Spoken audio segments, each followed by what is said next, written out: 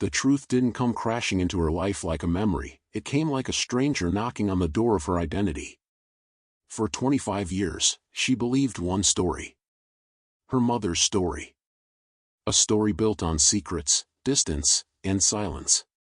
A story that began long before she was old enough to understand why certain questions were never allowed. But then, a single phone call shattered everything. A detective in another country. A name she had never heard before, Andrea Michelle Reyes. A father she didn't remember. A past she didn't know she had. And a life she was never supposed to find out about. And the moment her DNA test confirmed the impossible, her entire world, her identity, her childhood, her understanding of who she was, collapsed into a truth that had been waiting 25 years for her to uncover it. Tonight on the Found Files, you're about to witness the unraveling of one of the most haunting parental abduction cases in modern history. A toddler taken across borders. A father who refused to stop searching. And a young woman who suddenly discovered she had lived her entire life under a lie. Before we begin, tell me in the comments, where in the world are you watching from? I want to know how far this story travels. And if you're new here, hit subscribe, because stories like this fade from the headlines, unless we keep them alive. Now, let's go back to the moment everything was stolen. And the long journey it took to bring Andrea home. Andrea Michelle Reyes entered the world on November 9, 1997, a tiny child with bright eyes and a soft, curious gaze that seemed to take everything in. In those early months, her life was simple and tender, the kind of beginning every child deserves.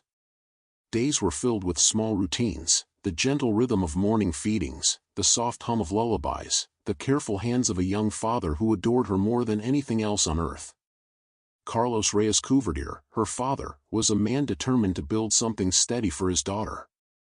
Working long hours, taking on responsibilities that stretched him thin, he carried the quiet pride of a man who knew he had someone depending on him. To him, Andrea wasn't just a child, she was his purpose, his anchor, his reason to wake up each day and push harder.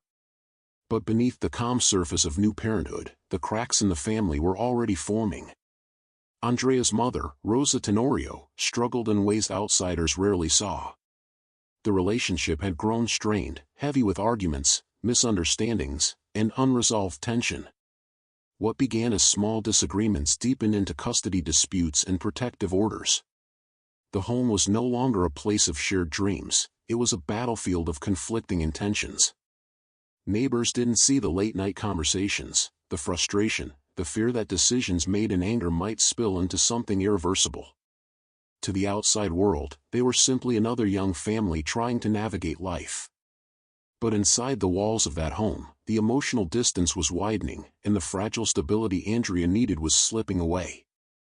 Still, through those early months, Andrea was shielded from the turmoil. She laughed easily. Reached for her father's face. Took her first wobbling steps. Learned the shapes of her world without knowing that the adults responsible for it were drifting further apart every day. No one knew it yet, not the family, not the community, not even the police who would later study every detail, but the storm that would change Andrea's life forever was already gathering. Quietly. Steadily. Just beyond the horizon. It began like an ordinary day, the kind of day no one expects will fracture a lifetime. October 1999. Andrea was just 23 months old, old enough to cling to familiar arms, old enough to recognize the sound of her father's voice, but far too young to understand the tensions pulling her parents apart. The custody arrangements were fragile, built on court orders and strained promises. Yet, despite the conflict, visits still happened. Handoffs were often tense, but they were part of the routine. On this particular day, Rosa Tenorio, Andrea's mother, arrived for what was supposed to be a standard, supervised visit. There was nothing unusual in her tone, nothing alarming in her behavior. No raised voices. No suspicious farewell. Just the quiet exchange of a toddler from one parent to another, something that had happened many times before. But this time was different. This time, Rosa didn't come back. Hours passed. Then more. Carlos waited the way any parent would, first with patience, then with irritation, and finally with a creeping sense of dread, the kind that climbs slowly up the spine when something is deeply, dangerously wrong. Calls went unanswered. Messages sat unread. The familiar places where Rosa usually stayed were empty. At first, there was hope that maybe there was a misunderstanding, a delay, a reason that would make sense once explained. But as day turned into night, hope twisted into fear. And by the next morning, fear hardened into certainty. Andrea and her mother were gone. When police were notified, the investigation began immediately. Officers traced Rosa's known addresses, questioned relatives, checked transportation logs. But the more they searched, the clearer it became. Rosa hadn't simply taken Andrea out for a visit, she had disappeared with her. Within days, investigators uncovered what the family dreaded most: Rosa had likely fled the United States entirely, crossing the border into Mexico with her daughter. It was a move that changed everything. Crossing state lines was one thing. Crossing international borders was another. It meant foreign jurisdictions, limited reach, and a maze of legal complications.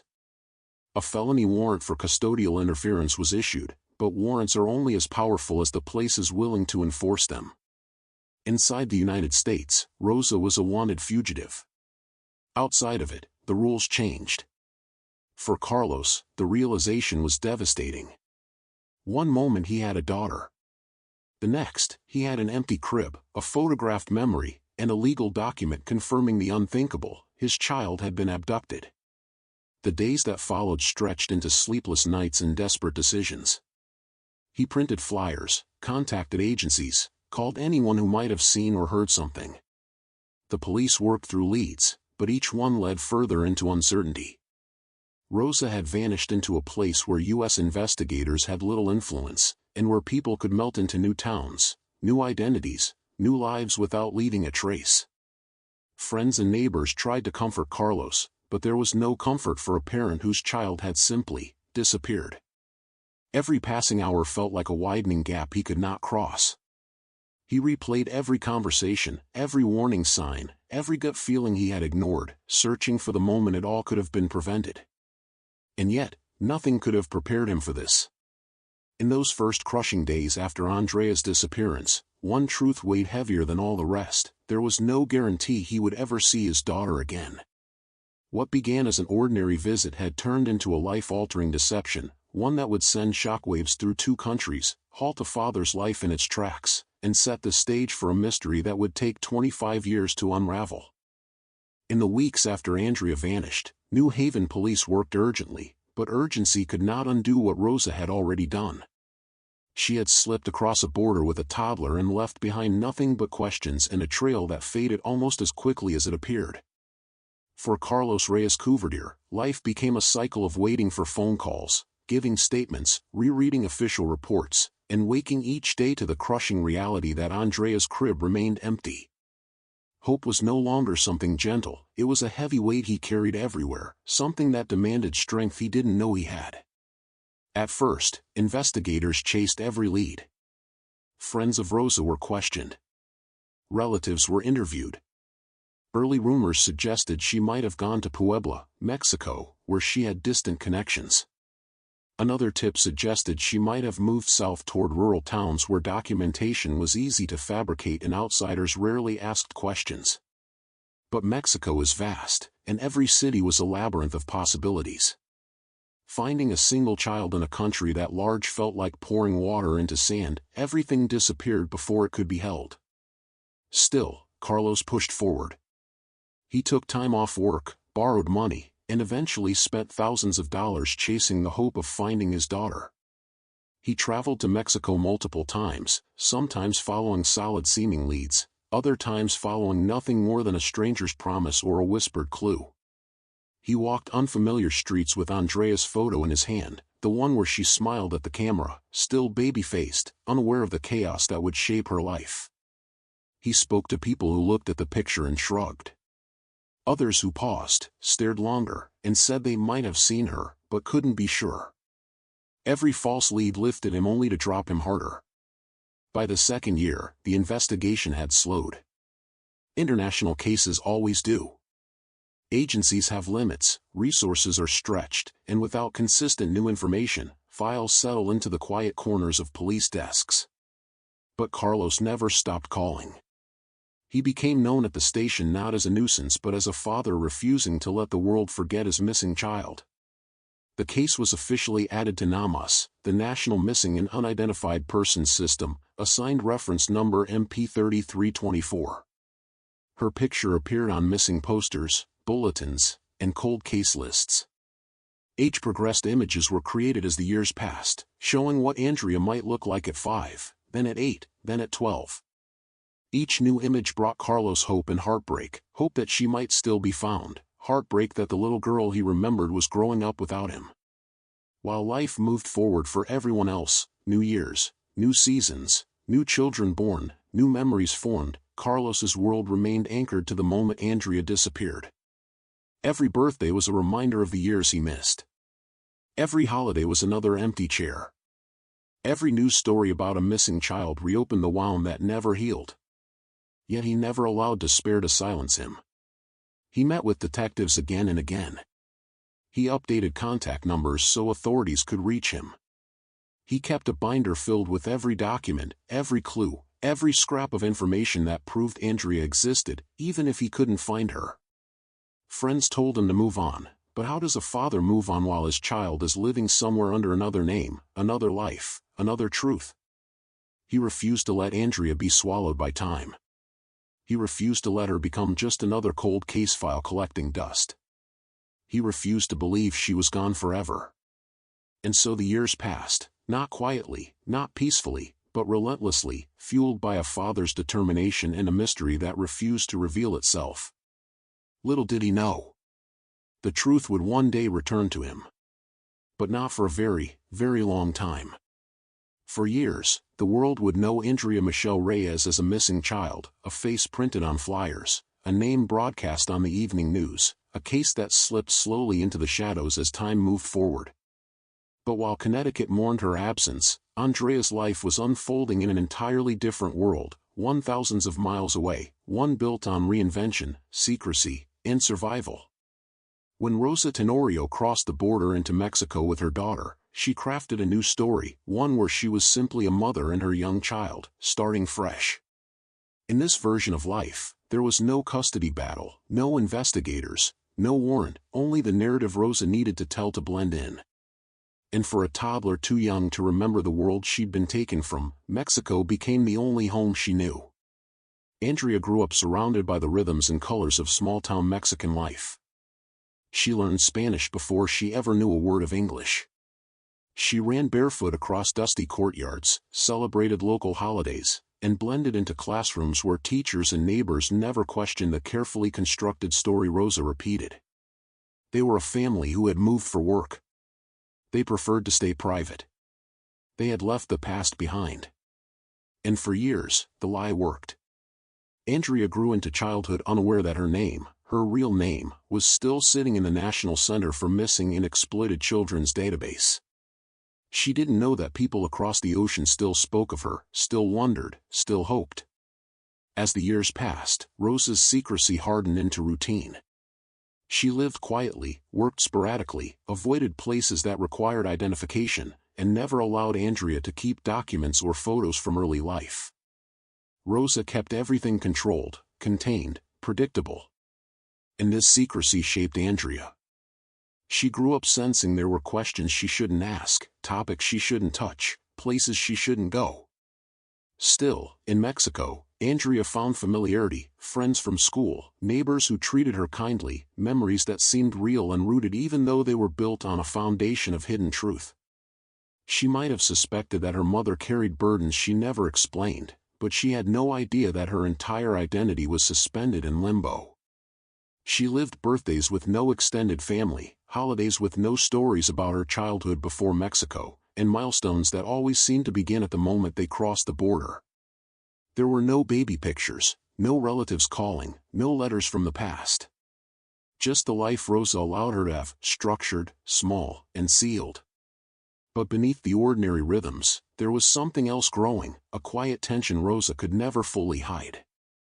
Every knock at the door, every official passing by on the street, every request for paperwork she couldn't provide, all of it added weight, stress, and fear. Andrea saw it. She felt it. Even if she couldn't explain it. Yet life went on. She attended school, built friendships, dreamed of a future that she didn't realize belonged to a girl with a different name. To Andrea, Mexico wasn't a place of hiding, it was simply home. But the truth has a way of waiting patiently. And even though she didn't know it yet, a trail would eventually be formed. A breakthrough was coming. A discovery that would unravel everything she thought she knew about herself. For nearly 2 decades, Rosa's carefully constructed world had held together, tight, seamless, and unquestioned. But lies are fragile things. They may survive time, distance, and fear, but eventually, something shifts. Something gives. Something cracks. For Andrea, that moment didn't come with alarms or confrontation. It came quietly, like a whisper through the life she had always known. It began with paperwork. A simple form. A requirement most people never think twice about. Andrea was nearing adulthood, stepping into an age where documentation becomes necessary: higher education, employment, travel, identification.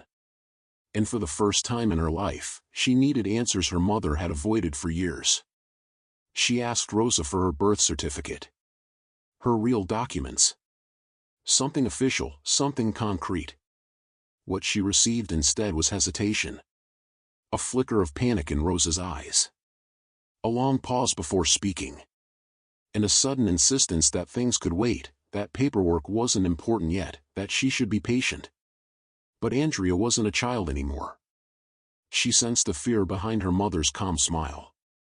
And that fear created the first hairline fracture. Soon after, small inconsistencies began revealing themselves. Dates that didn't add up. Stories that shifted over time. Memories that Rosa insisted Andrea had, even though Andrea didn't feel them. Then came the moment that changed everything. One afternoon, while searching through an old drawer, simply looking for school records, Andrea found something she had never seen before. A photograph. Old, faded, American. A picture of herself as a baby, held by people she did not recognize. The clothing was different. The background is unfamiliar. The faces, warm, smiling, were strangers. But the baby? That was unmistakably her. She confronted Rosa again. This time, Rosa didn't have quick answers. Her voice trembled. Her explanations felt thin, patched together, desperate. She said things like, "It was a complicated time and I had to protect you," but nothing truly explained why an entire childhood had been erased, replaced, rewritten. The cracks widened. Andrea felt questions rising from the very core of her identity, questions she had avoided for years. Why had they moved? Why was their life so isolated? Why were there no relatives, no documents, no history before Mexico? And why did every explanation feel like a story, not a truth? Meanwhile, unknown to Andrea, something else was happening thousands of miles away. Back in the United States, advancements in forensic genetic genealogy were beginning to reshape cold cases, breathing new life into files long considered unsolvable. Companies like Othram were connecting DNA to family trees in ways investigators had never been able to before. Technology has evolved. The system had evolved. The ability to uncover hidden identities had evolved. Andrea's past, no matter how deeply buried, was no longer safely tucked away behind borders and silence. Her world was about to collide with a truth she had never imagined. And the unraveling had only just begun. The truth didn't arrive gently. It came like a lightning strike, sudden, blinding, irreversible. By now, Andrea could feel the ground beneath her shifting.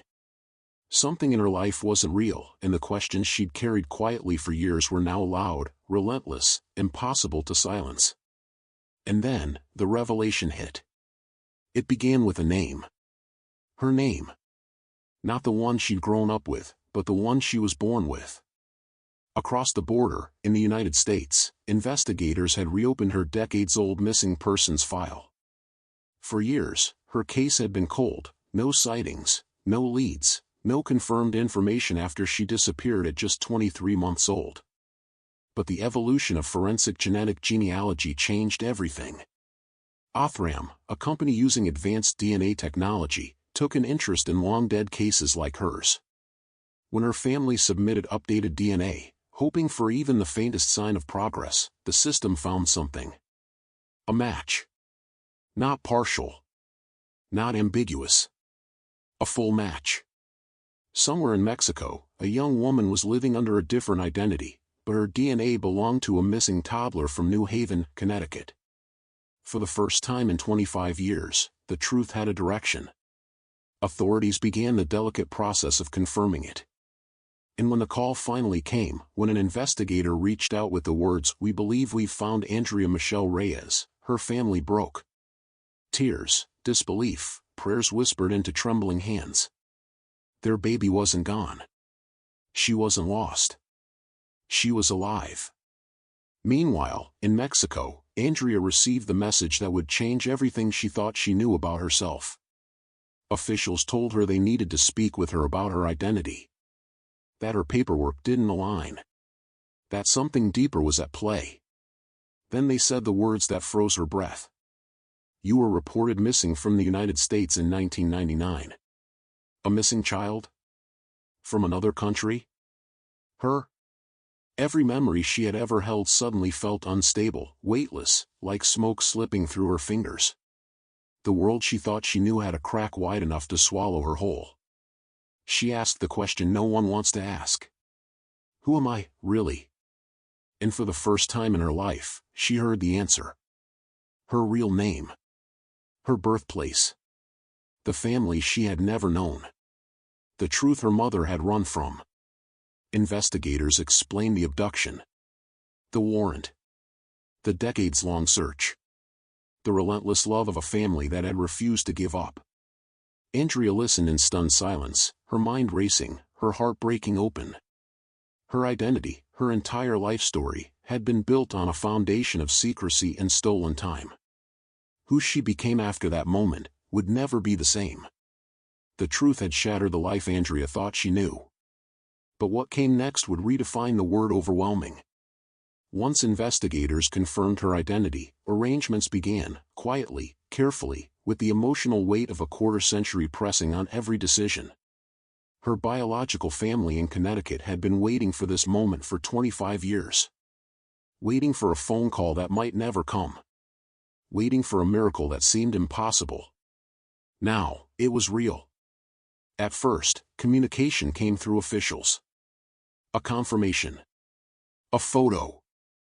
A trembling voice saying, "Yes, that's her. That's our Andrea." Then came the moment that would break even the strongest heart. A scheduled call. A video connection.